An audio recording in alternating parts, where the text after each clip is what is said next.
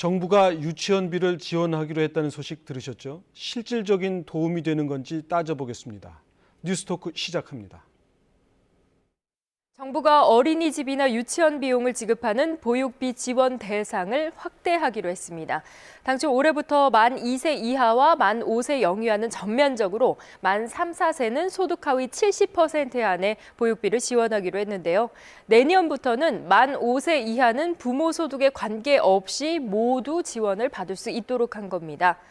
하지만 집에서 아이를 키우는 부모가 받을 수 있는 양육수당은 만 2세 이하의 아이를 둔 소득 하위 70%에게만 지원됩니다.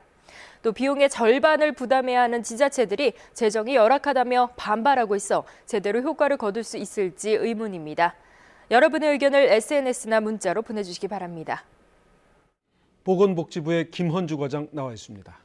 안녕하십니까? 네. 먼저 보육 지원 확대된 내용부터 좀 간단히 먼저 정리 좀 해주실까요?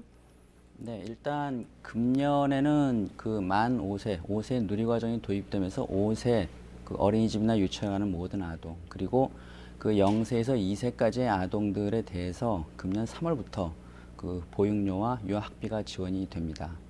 양육수당의 경우에는 양육수당은 어린이집에 가지 않는 아동에 대한 것입니다만 양육수당은 현재까지는 저소득층에 한정이 되어 있고요. 내년부터는 양육수당 지원 대상도 소득 하위 70%까지 확대가 되고, 그다음에 전체 대상이 지원되지 않고 있는 보육료 지원 대상도 3, 4세 지원 대상도 내년에는 전 소득계층으로 확대가 됩니다. 그러니까 올해는 만 4살짜리 아이를 둔 집에서는 지원을 못 받고 내년부터는 받는다, 그런 얘기시죠?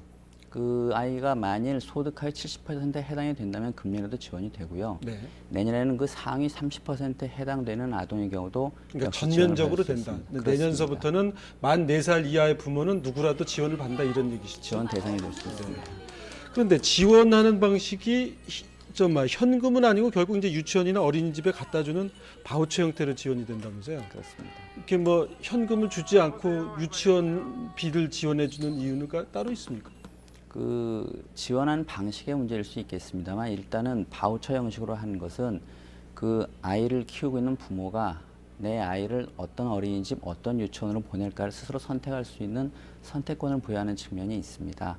그렇게 해서 국가가 바람직하다고 생각되는 이 보육과 유치원 서비스에 대해서 지원을 하면 엄마는 또는 부모는 그 아이를 자기가 원하는 그런 시설에 데려가서 보육을 하는 그런 효과가 있겠습니다. 그런데 말이죠. 그러면 집에서 키우는 부모들은 집에서 가르치고요, 엄마가 혜택이 없는 거 아닌가요? 아이를 어린이집이나 유치원에 어린이집에 보내지 않는 부모를 위해서 양육수당이라고 하는 제도가 도입이 되어 있습니다만, 금년까지는 0, 2세의 차상위 계층, 저소득층에 한정해서 지원을 하고 있습니다. 네, 그러니까 서너 살 먹은 아이들이 이제 한창 돌봐야 될 왔다 갔다 다니지 않습니까? 집에서 돌보기도 사실 힘들거든요. 근데 그런 경우에는 지원하지 않는 이유가 있습니까? 0, 2세와 3세 이상의 아이들은 조금 지원하는 목적이 다르다고 할 수 있습니다.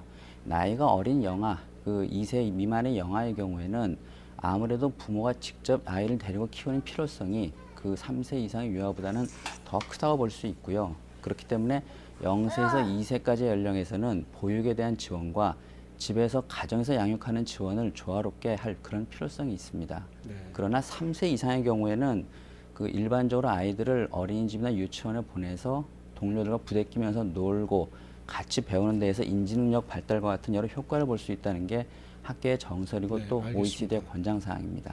하여튼 현실적으로 유치원이나 어린이집 가는 경우가 많으니까 혜택을 받겠습니다만은 집에서 키우는 부모는 좀 이중으로 억울하지 않을까 해서 여쭤봅니다. 그리고 말이죠, 이제 예산 절반을 지자체가 부담하는데 지자체에 따라서는 예산이 없는 데들이 많으니까 반발하는 모양이에요. 괜찮습니까?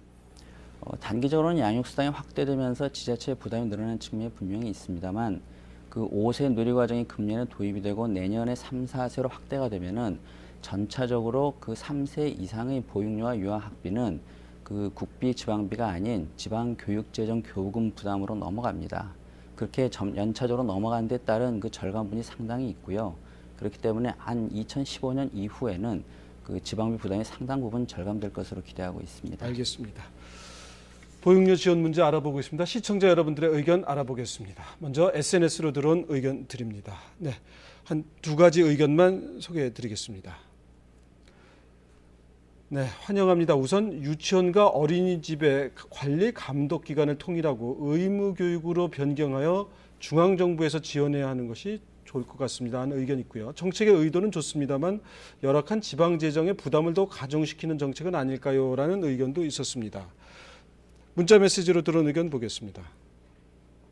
심각한 저출산 고령화의 대책으로 보육 문제는 국가가 장기적으로 더 폭넓은 지원을 해야 합니다 하는 의견이 있으셨고요. 모든 복지 정책은 성장 기틀 위에 시행하고 선진 정책의 후유증에 대한 후폭풍도 대비해야 된다. 뭐 이런 의견이신 것 같습니다. 네, 다양한 의견 보내주셔서 감사드립니다.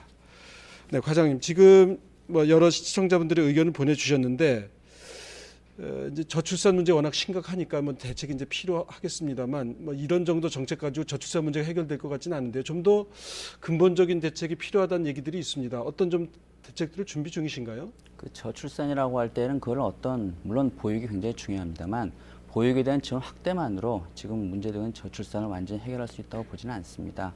그간 양적으로는 보육이 상당 부분 늘어났습니다만 앞으로는 양적인 측면 못지않게 질적인 측면에서도 보다 믿고 맡길 수 있는 어린이집을 확충하는 데 힘을 기울여야겠고요. 한 걸음 더 나아가서는 그 부모의 다양한 양육 수요를 만족시키기 위해서는 보육만이 아닌 육아휴직이라든가 또 기업 문화라든가 또는 뭐 아이 돌봄 서비스라든가 이런 여러 서비스를 균형 있게 발전시켜서 부모가 좀 더 마음 놓고 아이를 키울 수 있는 환경을 만드는 게 필요하다고 생각합니다. 알겠습니다. 우리 과장님도 아이 키우시죠? 네, 그렇습니다. 몇 살입니까? 지금 초등학교 6학년 4학년입니다. 이번에 보육 대상은 아니군요. 알겠습니다. 말씀 잘 들었습니다. 고맙습니다.